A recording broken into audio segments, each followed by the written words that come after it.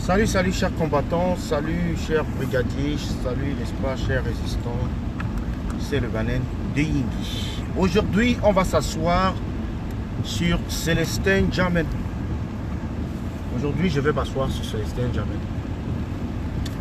Comme vous le voyez n'est-ce pas sur le titre, il est dit qu'il ne reste plus qu'à Célestin Djamène de dire que Maurice Kamto n'est pas le président élu, ou alors Maurice Kamto n'est pas le candidat ou la personne qui a gagné les élections du 7 octobre 2018. Ça, c'est ce qui nous reste, n'est-ce pas, à entendre de ce dernier. Vous avez suivi avec beaucoup d'intérêt, je crois, la dernière conférence du professeur Franklin Nyansi, qui était la deuxième, n'est-ce pas, consacré à ce personnage de Célestin Djamène. Célestin Djamène a deux options. L'une, c'est de rejoindre le G1 et l'autre, c'est de...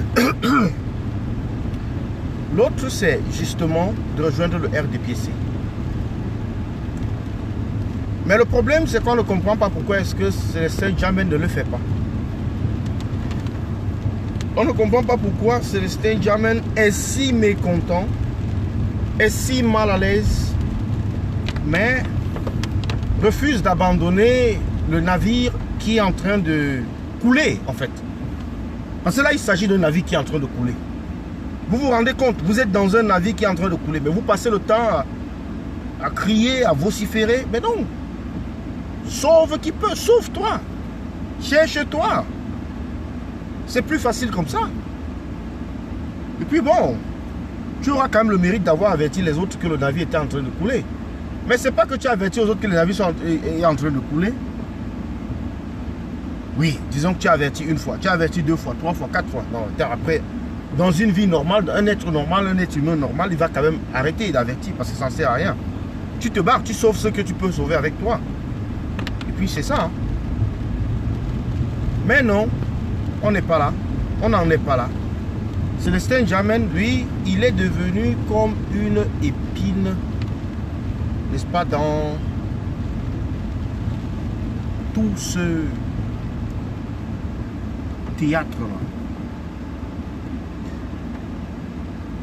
Go down that route.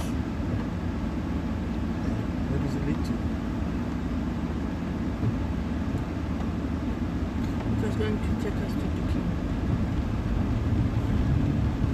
Alors, monsieur Célestin Djamène, si on a un conseil à te donner, c'est te dire que, en dehors de tout ce que les gens peuvent dire, en fait, tu veux exister. Certaines personnes te prêtent, n'est-ce pas, les intentions de vouloir être maire ou alors d'avoir été déçu parce que le boycott était prononcé. Mais entre-temps, qu'as-tu fait depuis 3 mois que tu es libre pour libérer les autres prisonniers politiques? Ils étaient 14 ou 15, ils sont maintenant... environ une vingtaine. Il y a parce qu'il y a Paul Tuta qu'il faut ajouter. Il y a les 3 autres qu'on a arrêtés à Baranté. Qu'as-tu fait, monsieur Djamène, pour libérer ceux-là? Voilà les questions qu'on doit se poser. Qu'est-ce que tu as fait depuis là? Et tu es même, comme par hasard, un chargé des droits de l'homme. Et ce sont des droits de l'homme qui sont ici en danger. Et tu ne dis rien. Tu ne fais rien. Alors, franchement, il y a des choses qu'on ne peut expliquer autrement que dans la sorcellerie. Et malheureusement, je ne suis pas sorcier. Donc, je ne pourrais vous les expliquer parce que Calibri pose un acte qui est salutaire. Mais comme je vous l'ai dit l'autre jour, j'ai dit celui qui ne va pas partager la vidéo de l'exploit de Calibri, il est soit sorcier ou il est sardinat. Donc, à vous de classer Célestin Djamène dans la case qui lui convient le plus. S'il est sorcier, alors mettez en commentaire sorcier. S'il est sardinat, mettez en commentaire sardinat. Il n'y a pas une troisième option. Donc, nous avons là le prototype même de ce qu'on appelle un être ambigu. Qu'est-ce qui le rend ambigu? Peut-être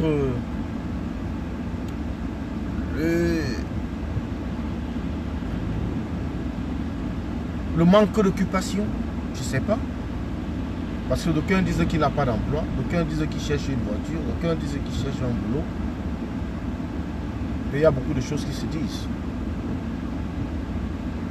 Mais je pense que s'il avait un conseiller, et d'ailleurs je crois qu'il en a, parce que tout le monde a des conseillers. Hein. On a des amis, on a des frères, on a des sœurs, on a tout cela qui nous donne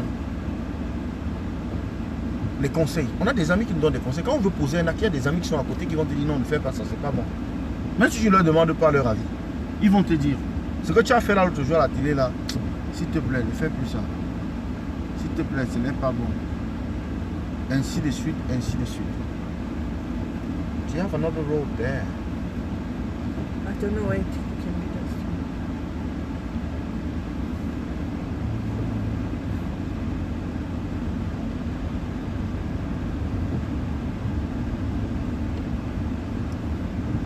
Donc franchement, Monsieur Célestin Djamène, c'est un mauvais casting. Je pense le président élu vers la fin ou le début de sa campagne, le début de la campagne là, ou la fin de la campagne, il a dû faire Ashton Sixford.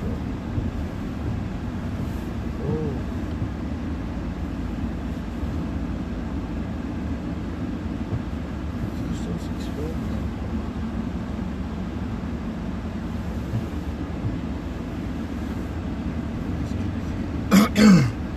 Donc je dis que le président élu, n'est-ce pas, vers la fin de la campagne, vers la fin, à l'approche de ces élections-là, a quand même fait quelques mauvais castings. Il y a Peck, il y a Djamène et il y a un autre là. Celui dont la femme a brûlé la maison là. Ce sont des bombes à retardement.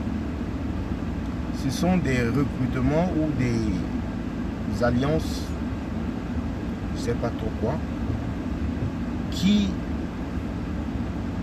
sont problématiques. Parce que ces individus, à la gâchette facile, peuvent dégainer à tout moment, peuvent disjoncter à tout moment. Ça sort comme ça sort, comme on a l'habitude de dire. Et oui, s'il y a quelque chose à reprocher, n'est-ce pas, au professeur Maurice Kamto, c'est cette ouverture-là. D'ailleurs, il a fait, quand il faisait l'appel à candidature pour les élections locales, où il disait aux gens de venir de tous bords. Mais je pense que cette expérience avec ces personnages, ces trois personnages, le troisième, le nom m'échappe. Je sais qu'il est des Borova. Que ces trois personnages-là, leur expérience va amener, je pense, le professeur Maurice Kamto à prendre des dispositions dans des futurs recrutements. Il y a des gens qui ont démissionné. Mais pourquoi est-ce que Célestin Djamène démissionne pas, hein? On ne chasse pas quelqu'un d'un parti. La personne démissionne elle-même.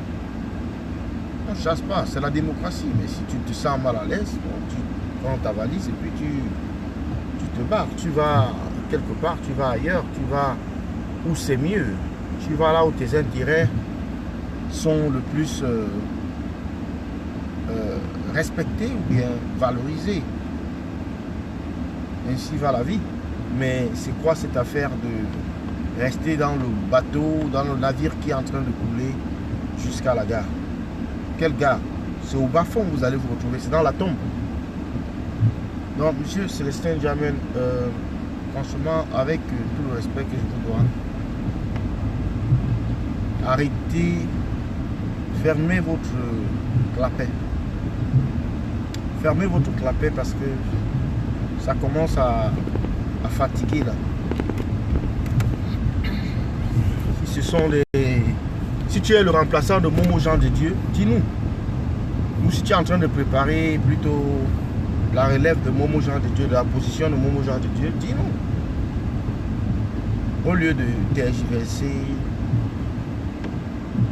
de tâtonner, non, dis-nous. Et on va le respecter. Donc j'en ai terminé, n'est-ce pas, pour ce petit direct de ce matin. C'était le baleine de Yindi. La résistance continue. Vive Calibri Calibro.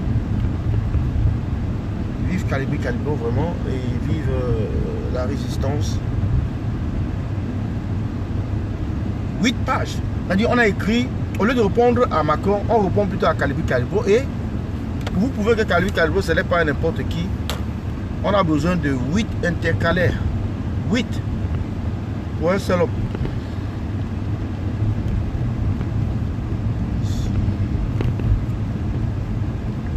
8 intercalaires pour un seul homme. Ah oui, ça s'appelle le corriger. Non mais les Sardinats doivent envoyer, n'est-ce pas, ces intercalaires à leur réponse au tribunal de première instance de Paris. Je sais pas, au tribunal de Paris, là on va juger les Wanto, le Calibri et comme ça. Le 28 février, je crois. Peut-être ça peut aider. Ils doivent send ça là-bas, peut-être ça peut aider. Non, mon là. Peut-être ça peut aider, on ne sait jamais. L'espoir de Calibri Calibro est salutaire et, comment je peux dire, historique. Il est formidable. C'est tout. Et en passant, je fais un appel là à Calibri Calibro et à tous les leaders, tous les activistes d'ailleurs, mais surtout Calibri Calibro et tous les leaders, de créer des comptes Twitter. Comment est-ce que Calibri Calibro va répondre à Macron s'il n'est pas sur Twitter? Facebook, c'est pas ça, c'est pas assez diplomatique, c'est pas assez professionnel. Donc je demande là à Calibri Calibro, n'est-ce pas, de prendre du temps, un instant, 5 minutes, pas plus, pour créer un compte Twitter. C'est très important. Stéphane Tchumbu a un compte Twitter. Le commandant Kempta n'a pas un compte Twitter. Le Sandy de Boston, je n'ai pas vu son compte Twitter. Hein? Brice Nietzsche, je n'ai pas vu son compte Twitter. Hein? Général Marcel, je n'ai pas vu son compte Twitter. Winnie Savannah, je n'ai pas vu son compte Twitter. Willy de Paris, je n'ai pas vu son compte Twitter. Mais il faut créer des comptes Twitter. Fils du planteur, je n'ai pas vu son compte Twitter. Pourtant, ça fait depuis plus d'un an que j'ai demandé aux gars d'aller dans Twitter. Mais à cause du deuil national là, j'ai encore entrepris de vraiment intensifier cette campagne de sensibilisation par rapport à l'utilité, à l'importance de Twitter. C'est très très très important. Et si vous ne vous rendez pas compte, franchement, c'est dangereux. On ne pourra pas faire avancer ce combat essentiellement en utilisant YouTube et puis Facebook. Non. Le combat, on est déjà arrivé au bout des efforts de ce combat sur Facebook. Il est temps de mettre ce combat sur une autre onde.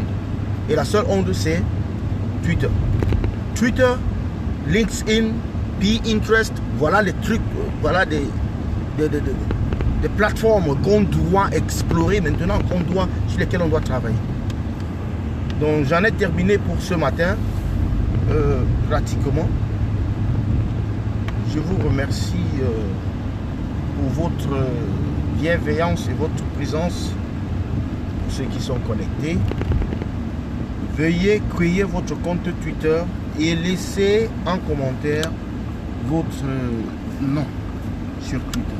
Tout comme j'ai dit, Célestin Jamen, RDPciste ou sorcier, vous devez également mettre cela en commentaire. C'est un RDPciste ou c'est un sorcier? S'il est l'un des deux, hein, ou il peut être même les deux à la fois. Il peut être sorcier et RDPciste. Donc j'en ai terminé, chers combattants. C'était le baleine de Yindi ce matin. Bonne journée à vous, à bientôt. Le combat continue, la patrie et la mort nous vaincront. Restez connectés. C'est Biya qui va appeler Macron, c'est même pas Macron qui va appeler.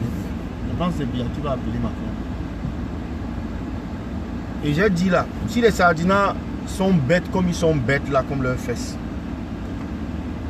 qu'ils essaient un peu d'énerver Macron et que Macron parvient à s'aligner avec Trump. Je vous rappelle que Boris Johnson, c'est le meilleur ami de Trump.